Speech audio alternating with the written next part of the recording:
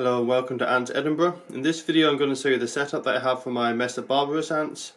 As you can see here, what I'm doing at the moment is I'm actually keeping them insulated in a warm box. The reason for that is Messor Barbarus likes quite warm conditions, about 20 to 30 degrees they're quite happy at. Here in my flat, especially during winter, the temperature varies between 15 and 20, so it's a little bit cool for them. I have had them hibernating for several months at between 10 and 15 degrees in a cold room, but now that they're out of dormancy and it's February, it's still a bit cold in the house for them, but so I'm giving them a warmer environment. So what I've done here is a very simple setup. What I've got is a small cardboard box with some polystyrene on the top to keep the warmth in, and I've also got a heat mat in there. So I'll go forward now and show you what it's like inside. So this is the setup I currently have. Now I've got a heat pad in here, you can see it just about there. It's one for reptiles or for plants, so it's very low power. It's only 7 watts, so it gives out a very small amount of heat. And what I was doing previously was I had it underneath the ant nest here, and I didn't have anything around the ant nest, so it had a lot of bottom heat. The problem with that is there was a lot of moisture starting to build up in condensation, because the moisture from this nest is actually delivered through these two kind of mushroom shaped objects down there. You can see the two circular objects. Underneath them is a well of water, and what the heat was doing was it was forcing loads of moisture out for evaporation. Because the bottom was warm and the top was cold, the condensation was building up really badly in the nest. So I needed a way of producing a much more even heat. So what I've done is I've sealed the whole nest in this box here. I put polystyrene on the bottom of the box just to stop any cold from coming from underneath.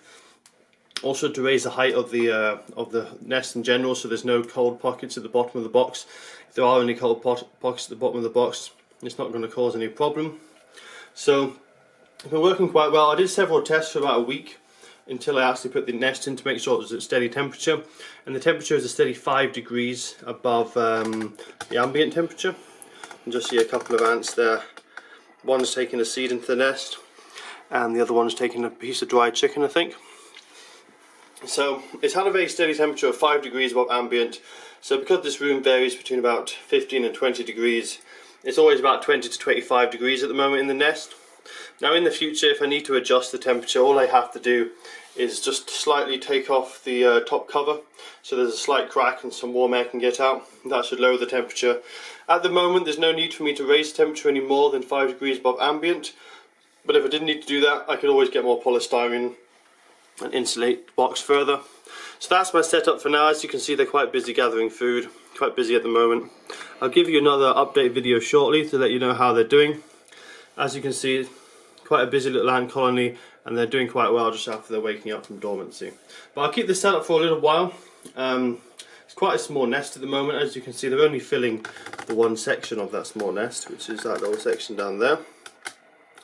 But the nest is quite a small nest, and they're quite a small colony, so that's not an issue for now. But I think if I get more than 300 ants, then I'll have to get a bigger nest set up. Also, the outworld is extremely small. For sense of scale, that red circular container there for the seeds is just a normal bottle cap from like a 2 litre bottle, or a normal drinks bottle.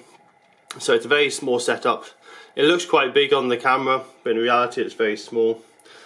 As an example, here's a pipette in my hand. You can see the kind of size we're talking there. It's a very small setup, but it's good enough for now because the ant colony is so small. There's only about 50 individuals. But probably in a year's time I'll probably have to upgrade this to a bigger system. But for now, this is going to do well. I'll probably keep them in this box for the whole summer because my flat never really gets above 23 degrees even in the summertime. It's quite cold here in Scotland. So this should keep them happy and heated for the rest of summer, hopefully. So when it comes to humidity, as I said, there are those 2 wells there to provide water. I also have water supplied from this tower. You can just see in the corner there my finger's pointing to. That's just a test tube upside down with some water that slowly dispenses water whenever the ants want it. I also have that container in the corner always filled with seeds so the ants can get that.